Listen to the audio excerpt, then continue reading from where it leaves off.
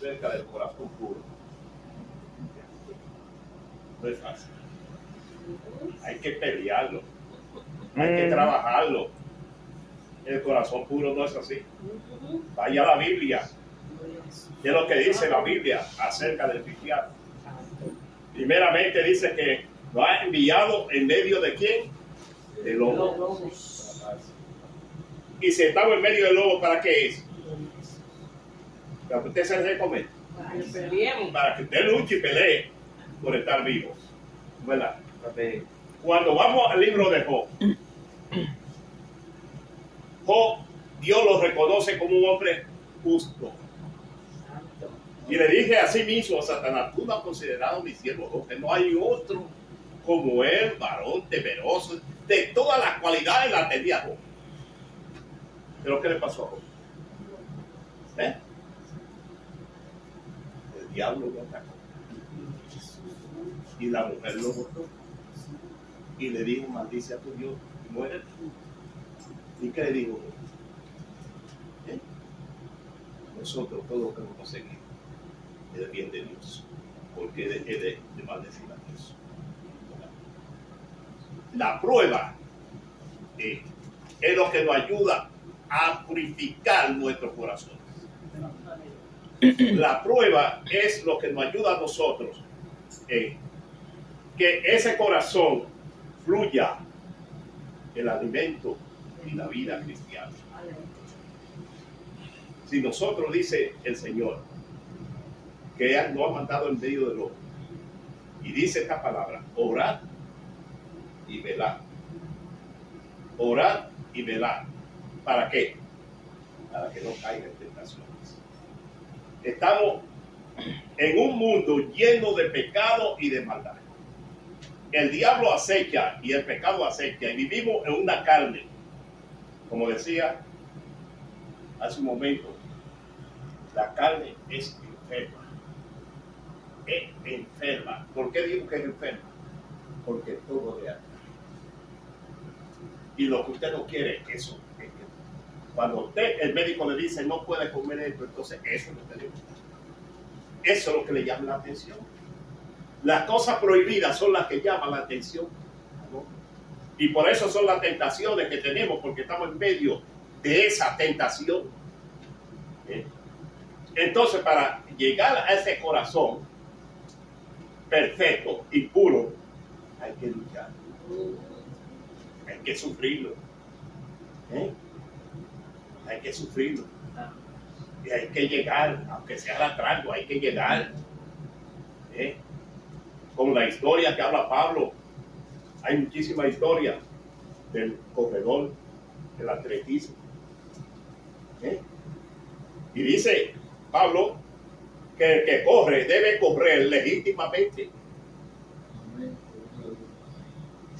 Y dice la historia que aquellos que corrían de distintos países, que venían un juego olímpico mundial, y dice que todos los corredores entraban a la meta y los periodistas dicen: bueno, ya se acabó todo. Pero más tarde ellos ven un hombre que viene por allí gateándose, todavía en la pista. Y ven acá, ¿y para qué tú corres? Si ya todo el mundo está. ¿Y para qué tú luchas? Ya siéntate, tú estás herido. ¿Para qué tú vienes? Dice: yo vine de un país, no para morir en la pista, sino para entrar a la meta. Y tenemos que entrar a la meta aunque sea gateando. Cristo lo ha llamado no para que quedemos en la pista, sino para que lleguemos al blanco. ¿Verdad? Y tenemos que luchar para llegar al blanco de la soberana vocación que es Cristo Jesús. Amén. Milagro, pásame nosotros.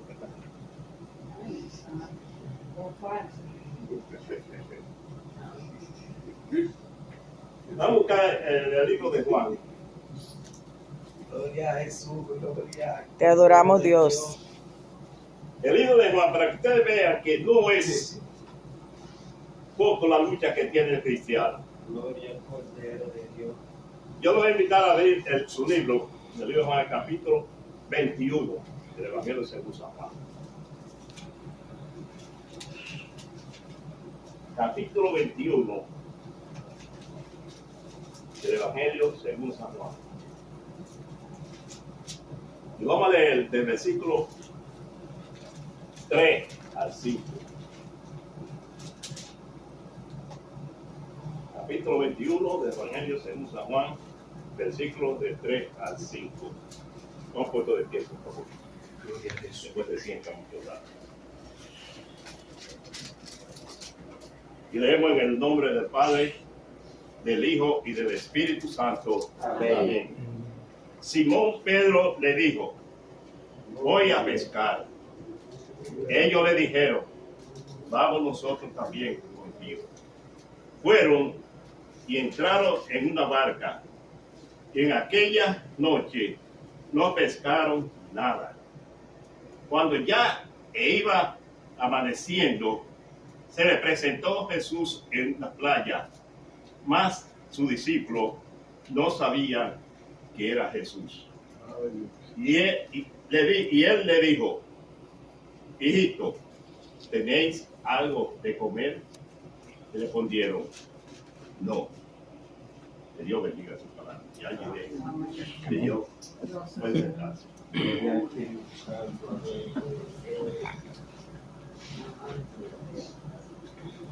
Voy a pescar. Nosotros vamos contigo. ¿A qué llamó el Señor a su discípulo? Durante los años que Jesús estuvo con su discípulo, fue momento de inclusión y preparación. Podríamos decir que fue un seminario juntamente con Jesús. Pero muchas veces nosotros nos gozamos cuando estamos en los brazos de papá y mamá y no queremos aprender las cosas porque todo lo tenemos. Los discípulos se acostumbraron a ver a Jesús haciendo milagros, levantando muertos, haciendo todas cosas en paralíticos. Eran cómodos, se gozaban en Jesús. Pero no sabían que un día papá y mamá tenían que irse. Y si esos hijos que tenemos no son preparados, van a pasar trabajo. Si no estudian, van a pasar trabajo.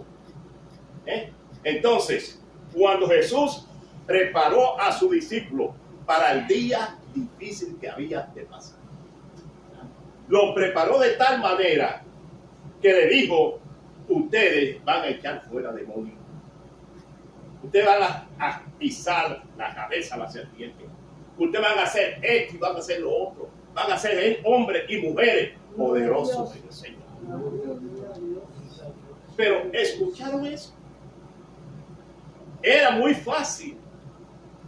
Era muy fácil escuchar y ver y disfrutar lo que tú estás haciendo. Pero llegó el momento en que el Señor fue a la cruz del Calvario. Ahora ese momento es el difícil, que aquel que me animaba, aquel que daba, aquel que oraba por mí, ya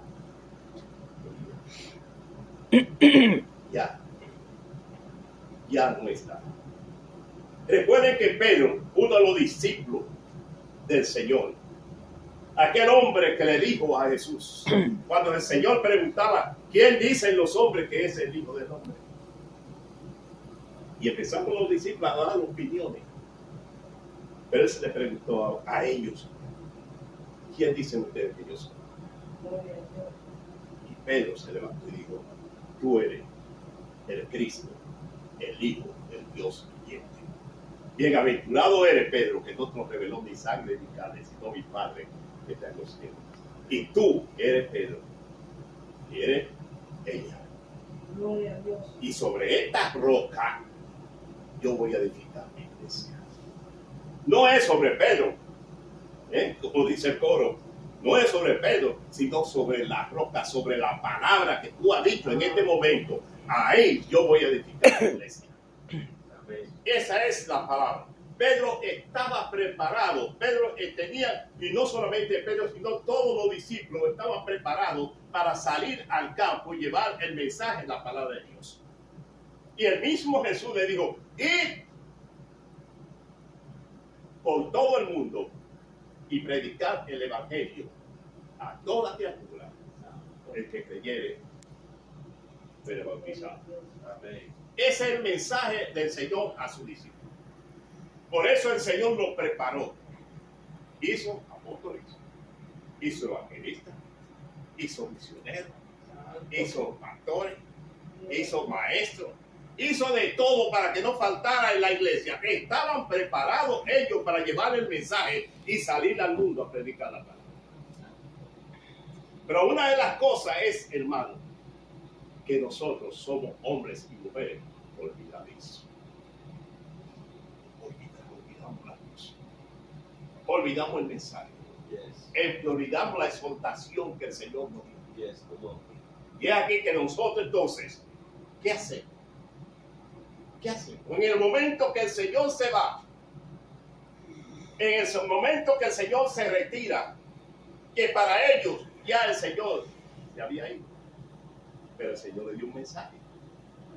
Y el mensaje fue ir y predicar el evangelio. Muchas veces nosotros tenemos que esperar una persecución para predicar el evangelio. Y yo creo que si viene la persecución, menos vamos a predicar el evangelio, porque lo que nos vamos a esconder a salvar la carne. Pero hay algo importante, que es lo que el pasaje que acabamos de leer, que dice Pedro, voy a pescar. ¿A pescar qué? Pedro es un hombre profesional en su trabajo. Pedro es un hombre que conocía el mar. Él sabía dónde estaban los peces y a dónde no había. Él conocía bien su trabajo. Y él dice a su compañero, voy a pescar. ¿Pero qué fue lo que le dijo el Señor? ¿Qué fue lo que le dijo el Señor? El Señor le dijo, vete a pescar. ¿Por qué es que fracasamos tanto en esta vida? ¿Por qué es que fracasamos tanto en nuestro trabajo? ¿Por qué fracasamos en nuestro negocio? ¿Por qué fracasamos en tantas cosas que emprendemos y fracasamos? Porque no ponemos la obra del Señor adelante. No ponemos la obra del aleluya. Señor adelante. Todo lo hacemos nosotros conforme a yo.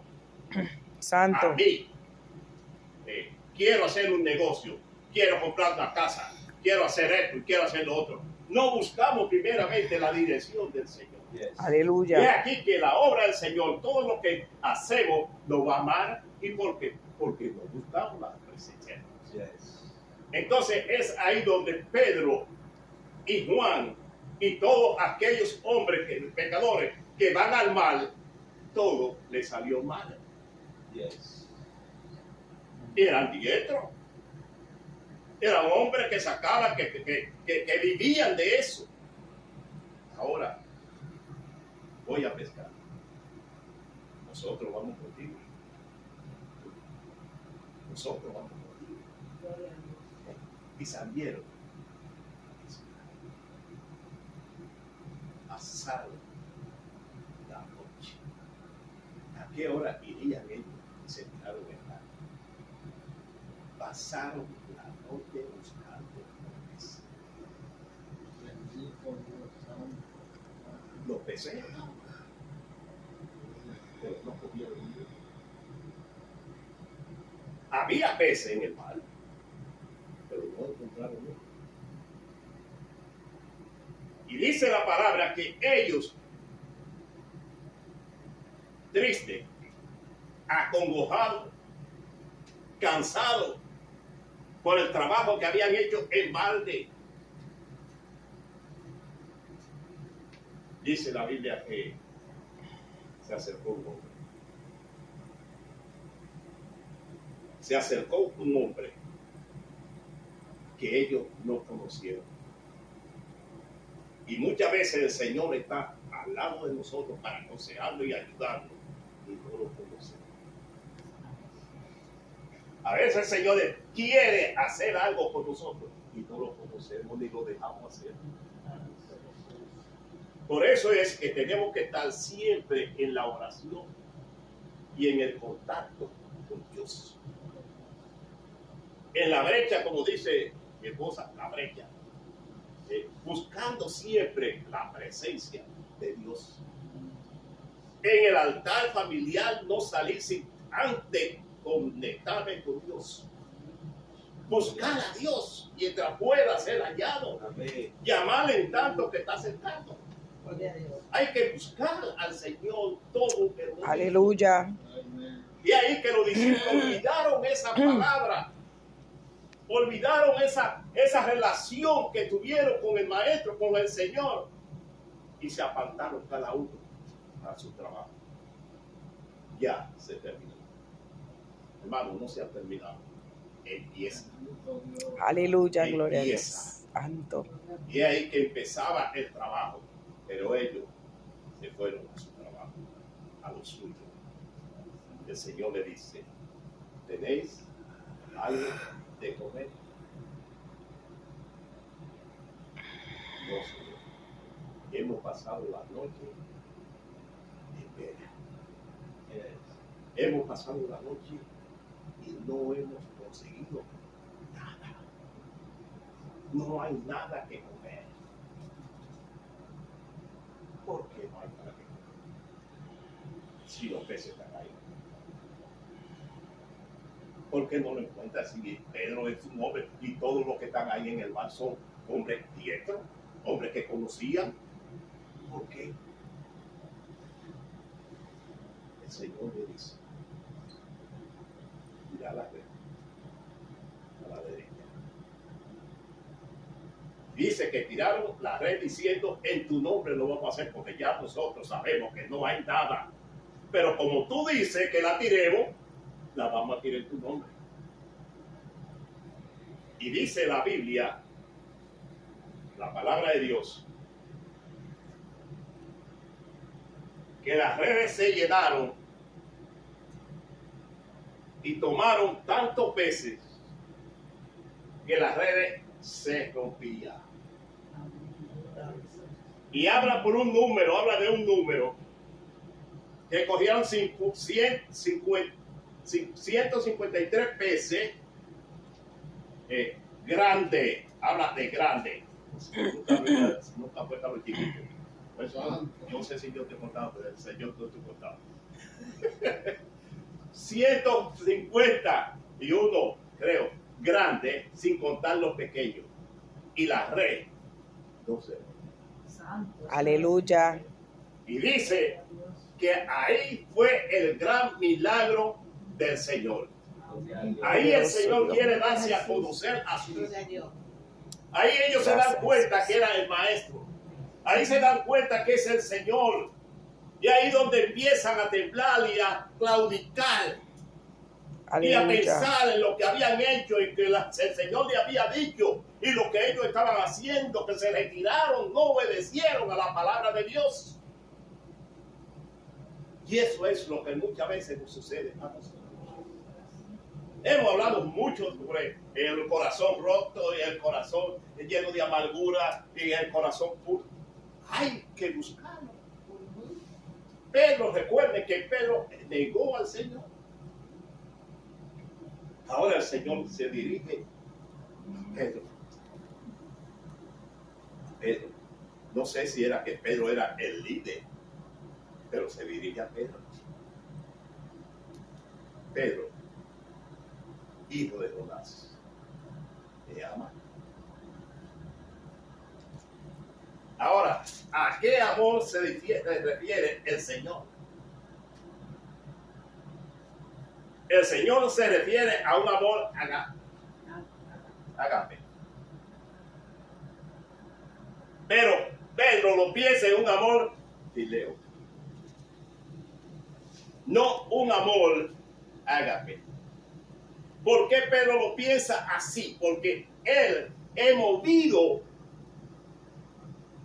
y lo que recuerda es el momento en que él negó al Señor 3 veces.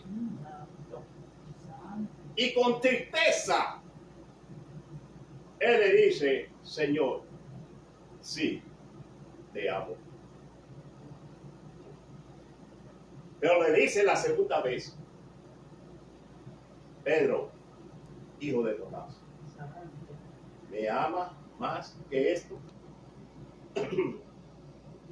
Algunos eruditos o predicadores dicen que el Señor le dijo, me ama más que esto, o más que estos discípulos, o estos que están junto contigo, me ama más que a ellos, pero no se refiere a ellos.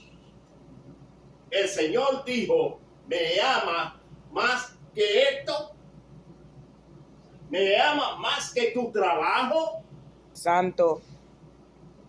me ama más que tu esposa o tu esposo, me amas más que tus hijos, Santo Jesús. me ama más que tu riqueza. Pedro dice, Señor, yo te amo. Apacienta mis ovejas. Si tú me amas, apacienta mis ovejas. Pero vuelve a decirle la tercera vez. Y ahí es donde Pedro se da cuenta